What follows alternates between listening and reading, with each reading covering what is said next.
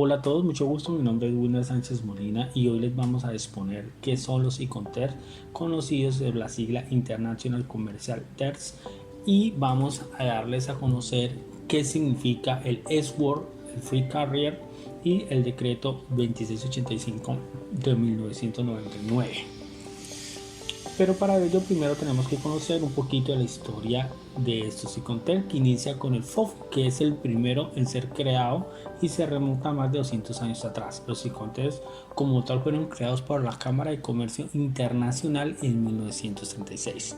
Desde entonces la comunidad del transporte internacional ha sido testigo de múltiples cambios y nuevas ediciones de los e-conters, como en los años de 1953, 1967, 1976, pero periódicamente, ahora cada 10 años, ellos están sufriendo una transformación para dar origen a los de 1980, 1990, 2000, 2010 y en su actualidad se están actualizando para los e-conters 2020. Los e-conters han vivido ya 8 versiones y aunque en principio su aplicación se limita a tan solo 13 países, hoy son utilizados en más de 140 países y pueden ser consultados en 31 lenguas diferentes. La historia inicia en el año de 1812, cuando se comienza a usar el término POP en las Cortes Británicas. Este sería el primer antecedente de las famosas cláusulas de transporte. En 1895 pasarían 83 años hasta que se creara el segundo e-conter, el conocido como el CIF, para la expansión del comercio internacional. En 1936 nacen los e-conters tal y como se conoce por la ICC, que publica la primera versión con 6 e-conters y una serie de reglas para su interpretación. En 1953 la primera versión de los e-conters llega tras la Guerra Mundial en el transporte ferroviario, que se estaba en un gran auge y en un crecimiento. En 1976 se introduce el e-conter FOB Airport para evitar la confusión en la interpretación del e-conter FOB en el medio aéreo. En 1980, con la proliferación del tráfico de mercancías, se crea el e-conter FCR, que luego da una denominación al FAB, y el FCI, que ahí se conoce como el SIP. En 1990 la edición de 1953 es revisada por completo para adaptarse a los cambios en el transporte intermodal.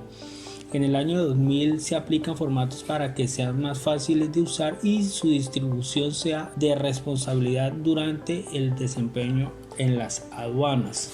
En el 2010 se eliminan algunos como el DAF, el DSE, el DEQ, el DDLI, y se crean dos nuevos, el DAP y el DAP.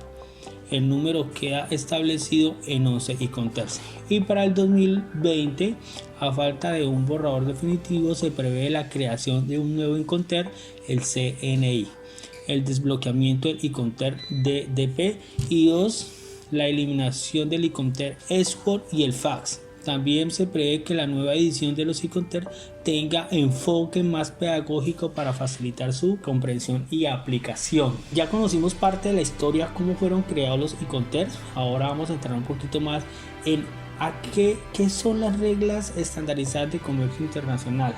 Es el objetivo fundamental de los e-conters. Consiste en establecer criterios definidos sobre la distribución de los gastos y la transición de los riesgos entre la parte compradora y la parte vendedora en un contrato de compraventa internacional. Los e-conters son aceptación voluntaria por sus partes, o sea, no son esquemas jurídicos obligatorios.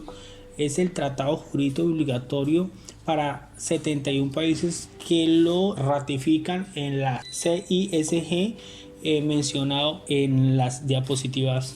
Algo muy importante son los e-conters. Regulan 4 aspectos básicos del contrato de compraventa internacional. La primera, entrega de las mercancías. Es la primera de las obligaciones del vendedor. La entrega de mercancías debe ser directa. Cuando el e-conter define que la mercancía se entrega al comprador, son los términos E y los términos D. indirecta, y cuando la mercancía se entrega a un intermediario del comprador, un tránsito o transitorio, son los términos E y los términos C.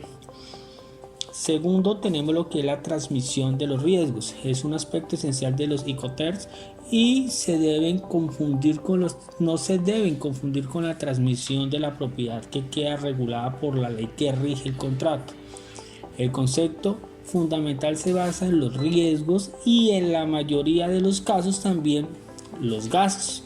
Se transmiten en el punto geográfico y en el momento cronológico que define el contrato y las reglas Incoterms establecidas.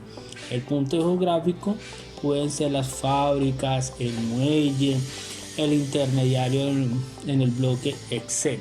Tenemos la distribución de los gastos.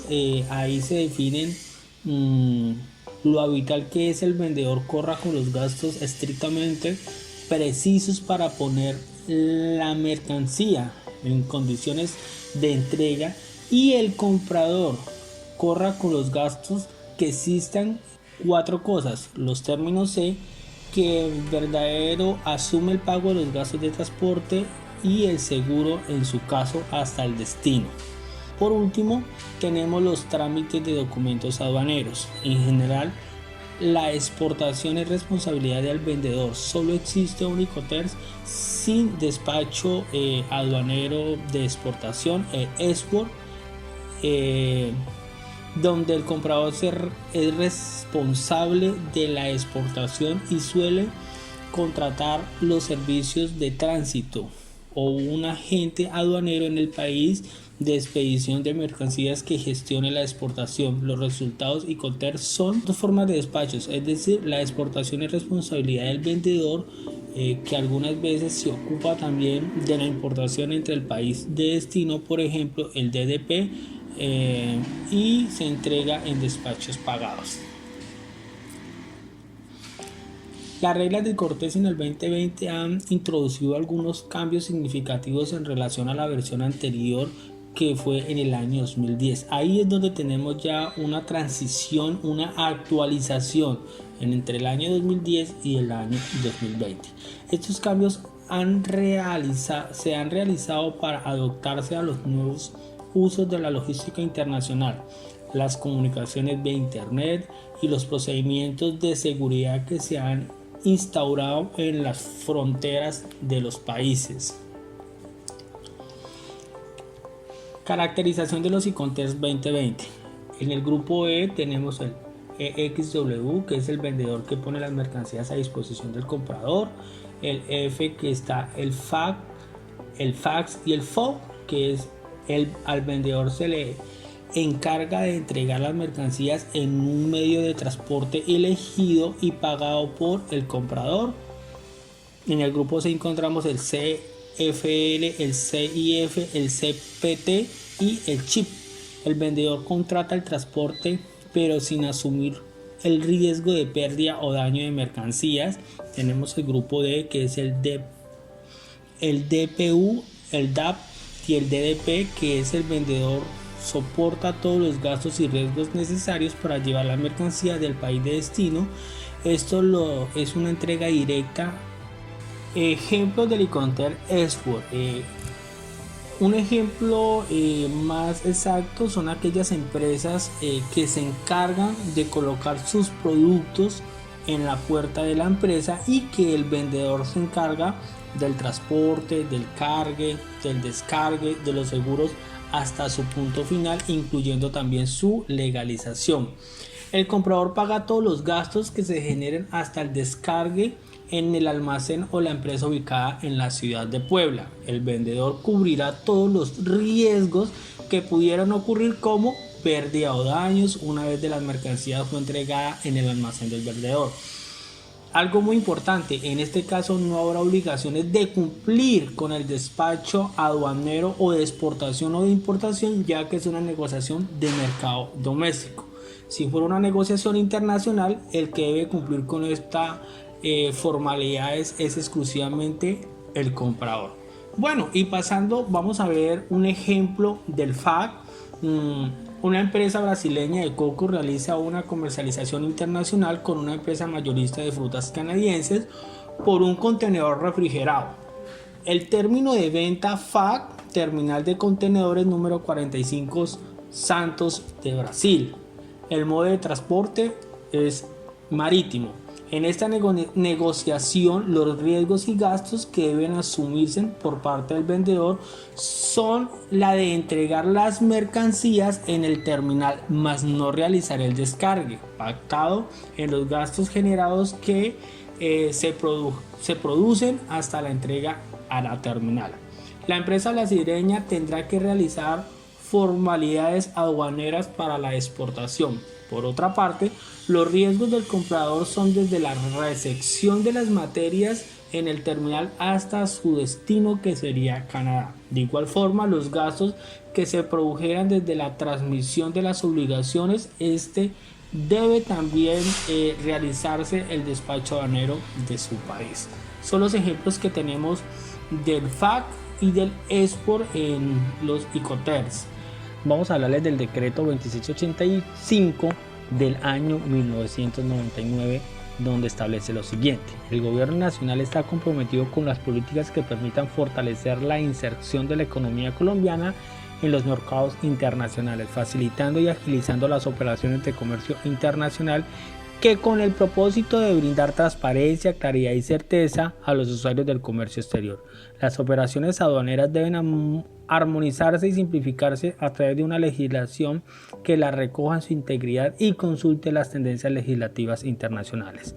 Es importante, y para efecto en el cumplimiento de nuestra carta política, en la elaboración del presente decreto se atendieron las leyes en el marco de materia aduanera y de comercio exterior a los convenios internacionales, y se consultó la legislación comparada y las propuestas del sector privado para garantizar un equilibrio entre el fortalecimiento del control, la fiscalización aduanera y la eficiencia de la prestación de los servicios de comercio y negociación internacional. ¿Qué busca el decreto 2685 de 1999? Primero, armonizar la regulación aduanera con los convenios internacionales. Segundo, garantizar una pronta promulgación e implementación de una nueva regulación aduanera. Tercero, requerimientos de modernización, simplificación, regulación aduanera y adecuada a las mejores prácticas internacionales. Tercero, requerimiento de fortalecer criterios de gestión de riesgos en el ejercicio del control aduanero. Bueno, hemos llegado a este punto, hemos llegado a este final,